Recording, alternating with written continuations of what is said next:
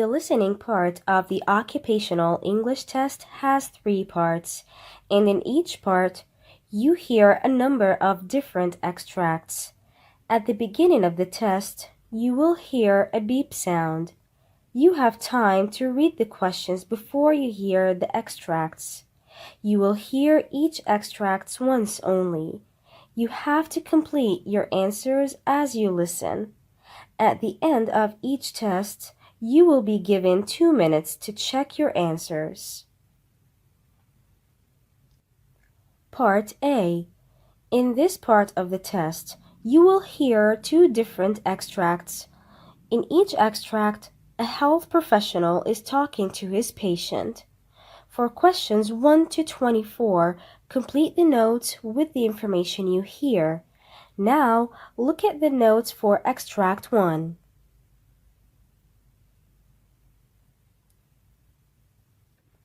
Extract 1.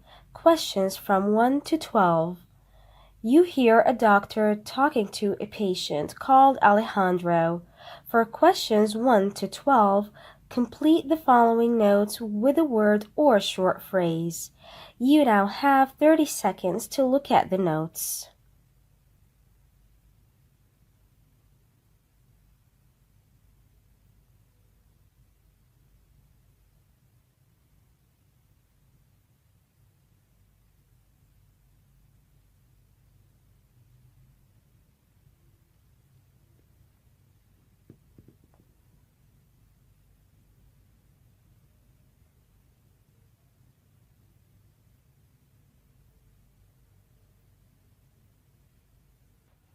Good morning, doctor.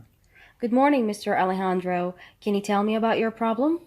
Doctor, over the past week, I've been getting an increased shortness of breath and have also developed some abdominal pain. However, I was continuing my regular activities until the other day when I passed out at home. My wife called paramedics and I was brought to the emergency ward. Oh, I see. What's your age? 35, doctor. Your diagnosis report shows bilateral pulmonary infarcts and increasing BUN and creatinine. What medication you are taking? Heparin. Do you have any past history of any renal problems? No, doctor. I was feeling completely normal until recently. What about your appetite? It's good. Any swelling in your feet or ankles? No, doctor. Do you have chest pain? No, doctor. And your bowel and bladder habits? Normal. Any sudden weight loss? No, doctor. Your blood pressure level is 130 on 170. There is no organomegaly and no peripheral edema. Your laboratory reports show hemoglobin count 14.8, white count 16.3, sodium level 133, potassium 5.1, chloride 104, and CO2 of 19. BUN test shows 26 and creatinine level is 3.5 and earlier it was 0.9. The CAT scan report of your abdomen shows poor perfusion to your right kidney. I think you have acute renal failure, probably vein thrombosis. Hypercoagulable state is indicated. Deep venous thrombosis with pulmonary embolism. Probably you have developed azotemia due to elevation of blood urea nitrogen, BUN, and serum creatinine levels. Your exposure to intravenous contrast materials may be the primary cause of your condition. I am going to prescribe you rivaroxaban 20 milligrams per day for anticoagulation. Hopefully with this anticoagulation, there will be some relief for your renal vein thrombosis. Or else, if your renal failure becomes progressive, I would advise dialytic intervention. I advise you to undergo a triple renal scintigraphy to investigate the 3 phases of your renal functioning system. In this diagnosis, a small amount of radioactive substance will be injected into your vein that is taken by the kidneys. This diagnosis involves the use of radioactive substance to investigate your kidneys and assess their function.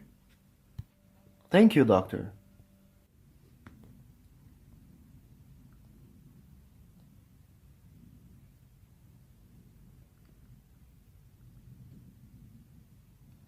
Extract 2.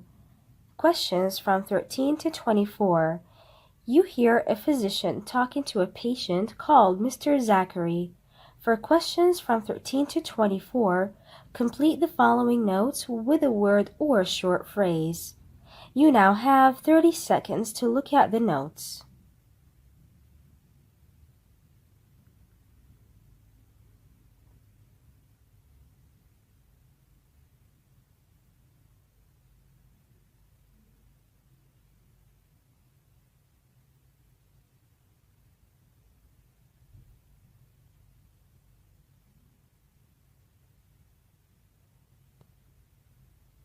Good morning, doctor. Good morning, Mr. Zachary. May I know what your problem is? I'm a patient of a grossometeria, doctor, and I was admitted to the emergency ward at my hometown for evaluation of my disease. When did this occur? 2 months back, doctor. There. My CT scan showed no hydronephrosis or upper tract process, but there was a thickening of the left and posterior bladder wall, so they referred to urology. Okay. What's your age? 65. Brief me about your past medical history. A gunshot wound in 2000, followed by exploratory laparotomy twice. What medications are you taking now? Metoprolol 100 mg, diltiazem 120 mg daily, hydrocodone 10 out of 500 mg, pravastatin 40 mg daily, lisinopril 20 mg daily, hydrochlorothiazide 25 mg daily. Are you allergic to any medication? No, doctor. So, I advise you to go for a bladder biopsy and a workup for a right adrenal lesion to analyze serum cortisol, potassium, and aldosterone and ACTH level measurement. Get this completed and meet me again with the diagnosis reports. Okay, doctor.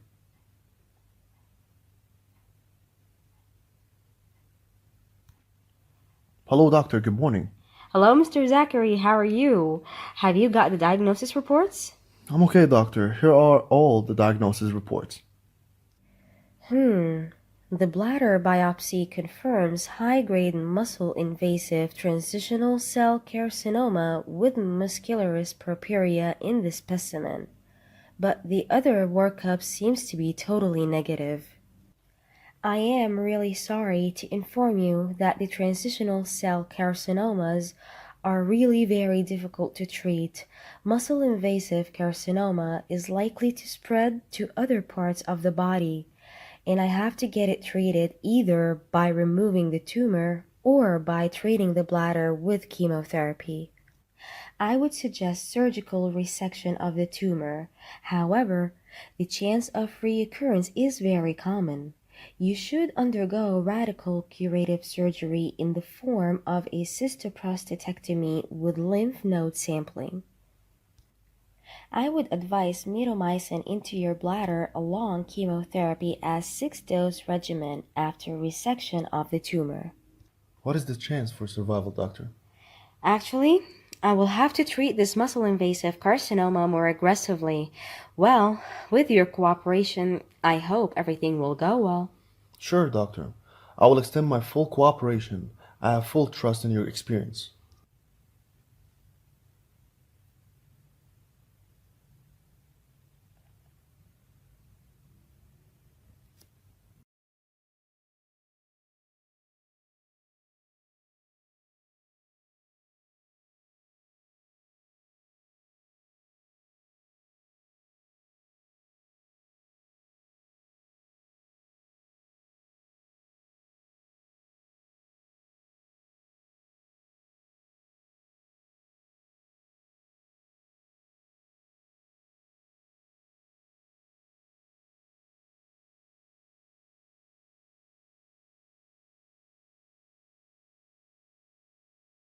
That is the end of Part A.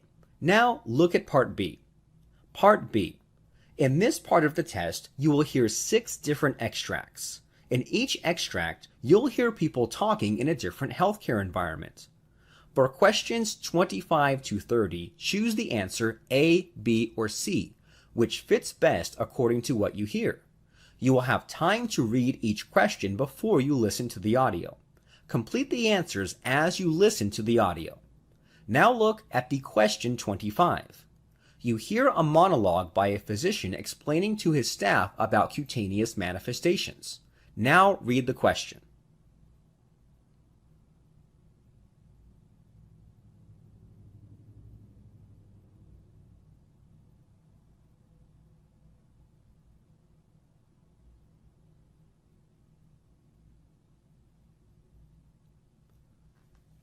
Cutaneous manifestations are the medical consequences of starvation, vomiting, abuse of drugs such as diuretics and laxatives, and of psychiatric morbidity.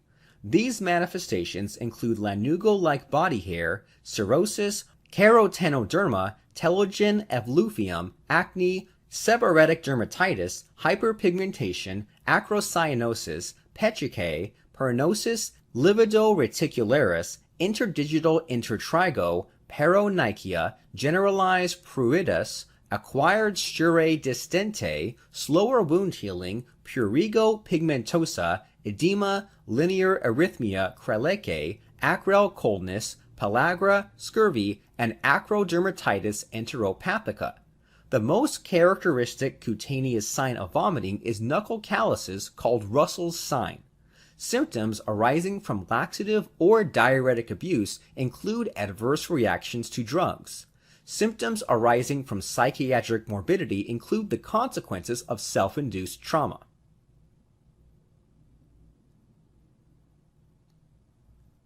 Question 26. You hear a monologue by a physician explaining to his staff about symptoms of anorexia nervosa. Now read the question.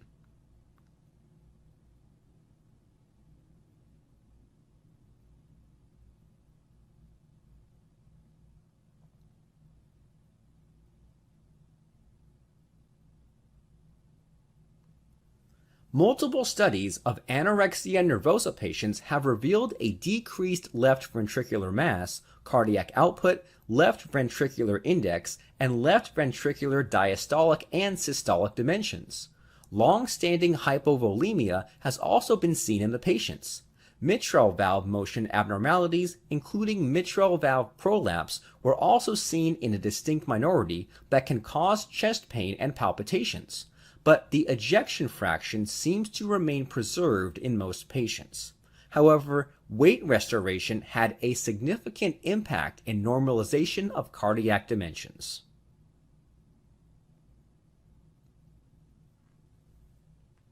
Question 27. You hear a discussion between a physician and his nurse about endometriosis.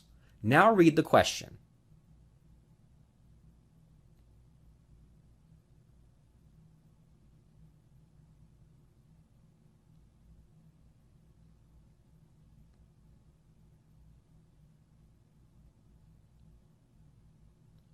Hello, doctor. What is endometriosis? Well, endometriosis is a disorder when the tissue that forms the lining of uterus grows outside of the uterine cavity. It is abnormal for endometrial tissue to spread beyond the pelvic region. This condition is known as an endometrial implant.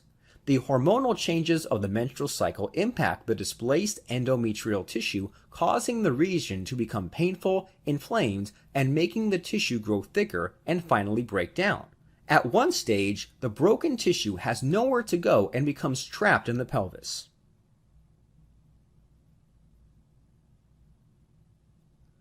Question 28. You hear a discussion between physician and his nurse about treating the signs of eating disorders. Now read the question.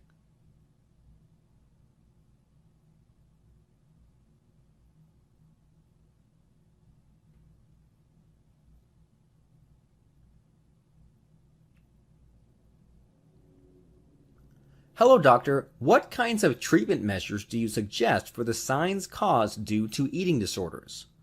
Although skin signs of the patients with eating disorders improve as they gain weight, the dermatologist is responsible to treat the dermatological conditions as well.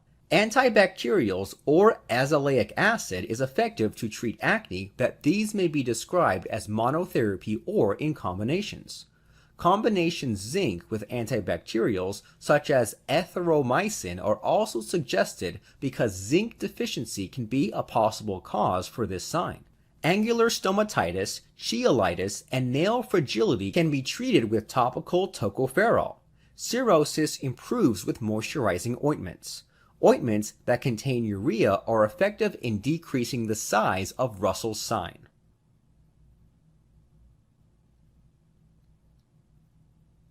Question 29. You hear a discussion between a physician and his junior about pain transmission.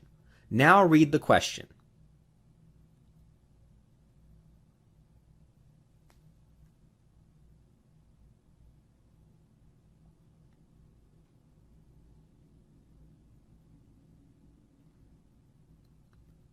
Hello, doctor. What is the theory of pain transmission? Well, the nerve fibers that are connected to the receptors in the skin, muscles, and organs called primary afferent axons transmits the pain signals to the brain and spinal cord. These axons of various sizes may be myelinated or unmyelinated, that are classified into different groups based on their size, namely A alpha, A beta, A delta, and C nerve fibers. All of the A afferent axons fibers are myelinated, while C afferent axons fibers are unmyelinated. The thickness of a fiber determines the speedy transmission of information. According to the gate control theory of pain, the pain is a function to balance between the information traveling into the spinal cord through large and small nerve fibers. Small nerve fibers transmit nociceptive information of the pain, whereas large nerve fibers carry non-nociceptive information. The large and small axon nerve fibers synapse on projection neuron cells to the brain and on inhibitory interneurons within the dorsal horn of the spinal cord. The firing of the projection neuron signals pain to the brain. The inhibitory interneuron decreases the chances of the firing of the projection neuron.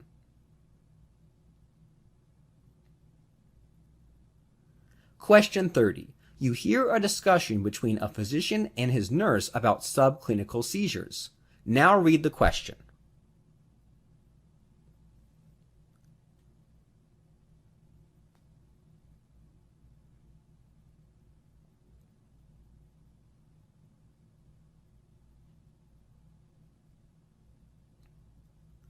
Hello, doctor. When do subclinical seizures occur? Well, subclinical seizures occur due to unusual electrical activity within the brain. Often, the symptoms are unnoticed, even by the patient. The only method to detect subclinical seizures is performing an electroencephalogram to measure the electrical activity of the brain. That can capture the seizure activity. At times, subclinical seizures are mistaken for the abnormal behavior of autistic patients. For instance, an autistic student showed good cognitive development in his studies last year. However, this year his progress has slowed down. Signs such as aggression or meltdowns were seen in the patient. He used to daydream and ignore others when anyone asked him anything. This condition was mistaken by his parents for autism. All such signs are often mistaken for behavioral issues linked with autism that can actually be connected with a subclinical seizure.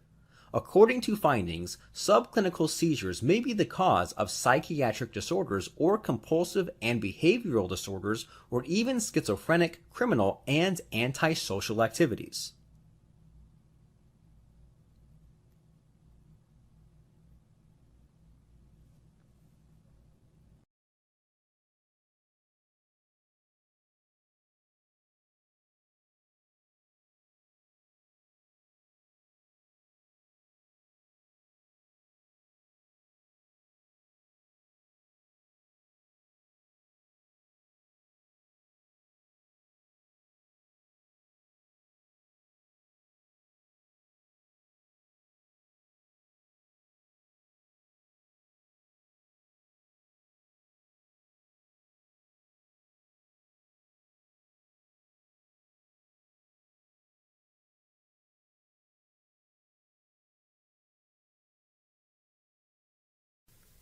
That is the end of Part B. Now, look at Part C.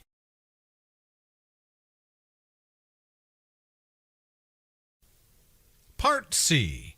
In this part of the test, you'll hear two different extracts. In each extract, you'll hear health professionals talking about specific aspects of their work. For questions 31 to 42, choose the answer A, B, or C, which fits best according to what you hear. Complete the answers as you listen to the audio. Now, look at Extract 1. Extract 1, questions 31 to 36. You hear the discussion between a senior doctor and junior doctors on epidermal nevi. You have 90 seconds to read questions 31 to 36.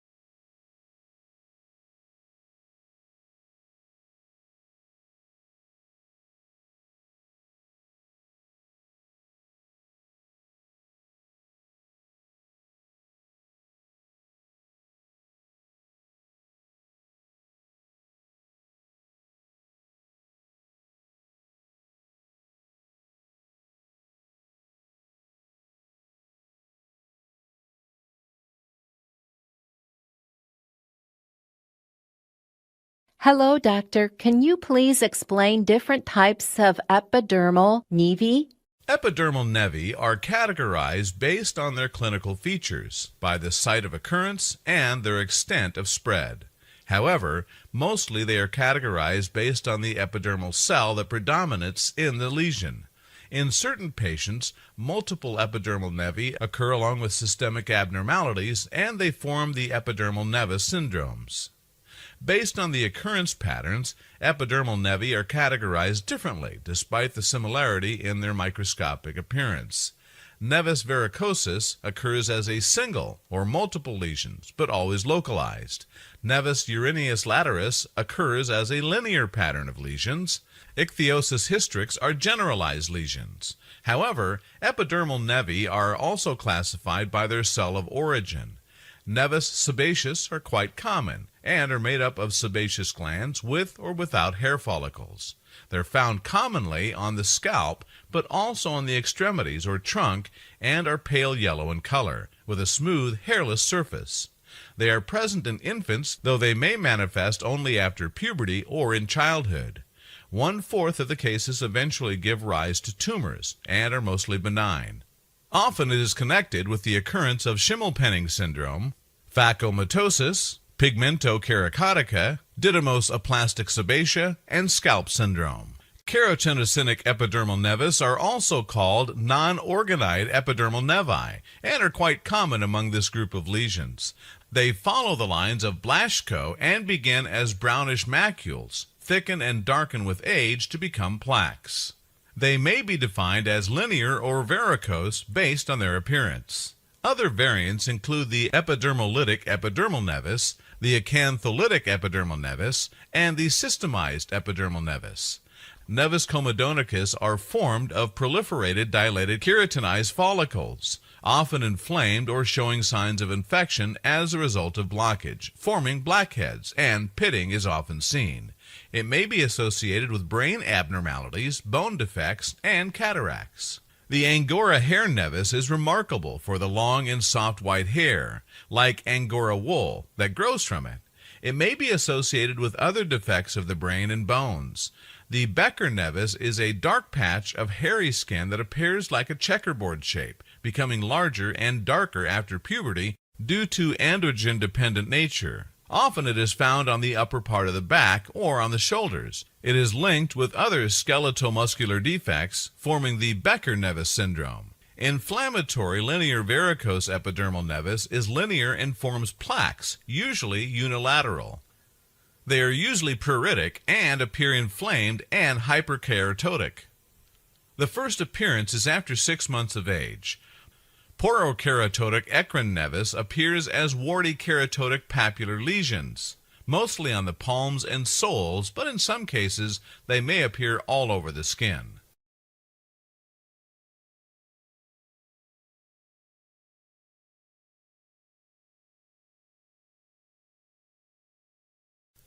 Now, look at Extract 2, questions 37 to 42.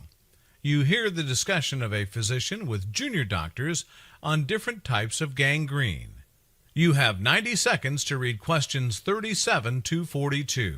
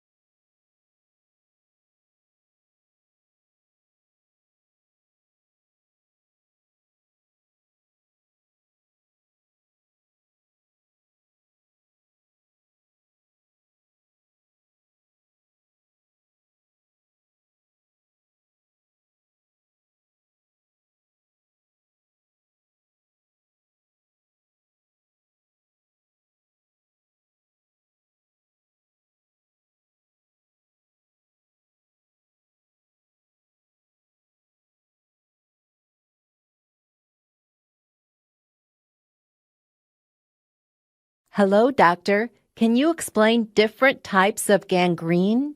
Well, the term gangrene refers to the death of tissues due to lack of blood supply and deeper invasion of infected tissues, which are broadly classified into 2 categories, dry and wet gangrene. Although there are many types of gangrene, all types of gangrene manifest either as dry or wet form. In the dry gangrene, there is obstruction or slowing of blood flow into the organ or part of the body that is affected. Peripheral parts like toes, fingers, nose tip, earlobes, etc. are commonly involved.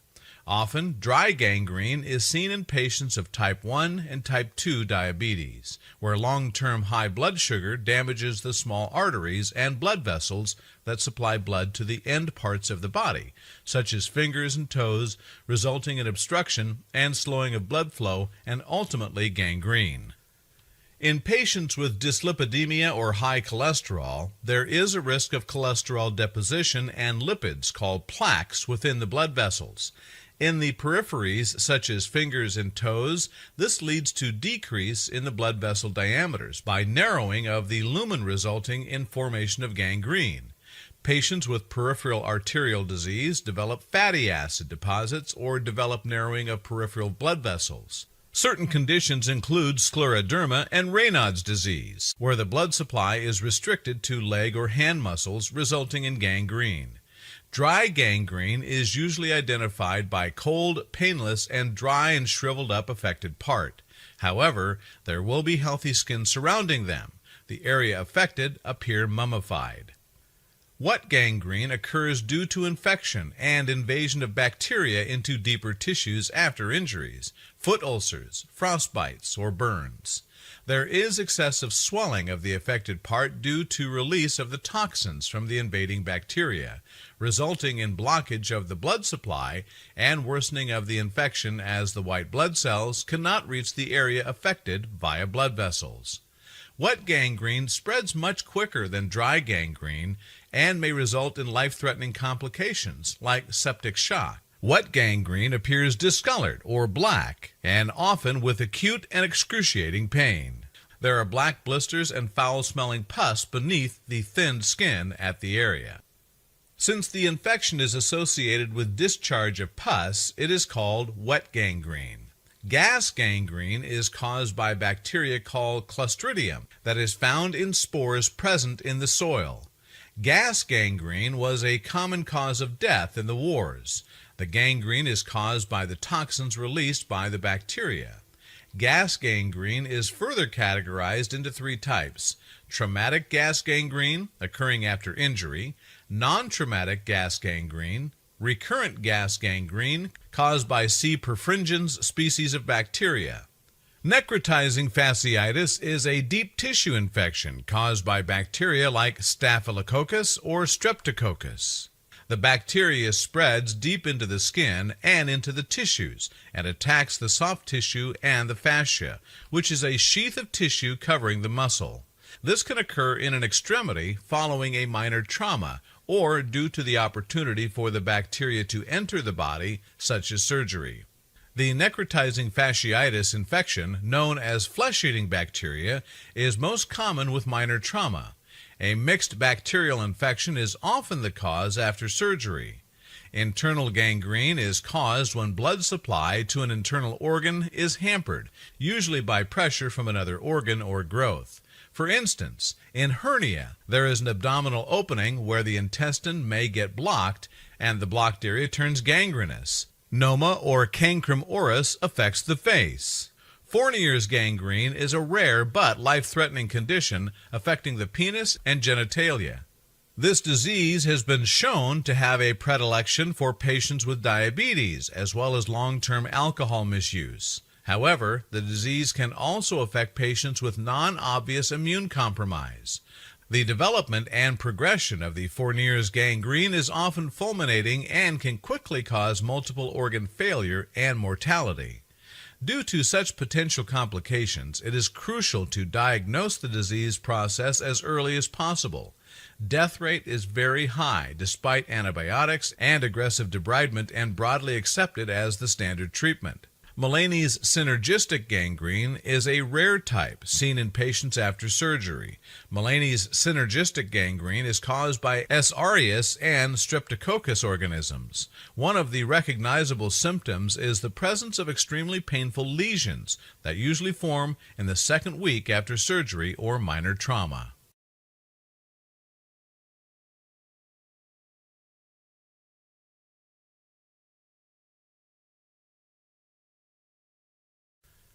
That is the end of Part C. You now have 2 minutes to check your answers.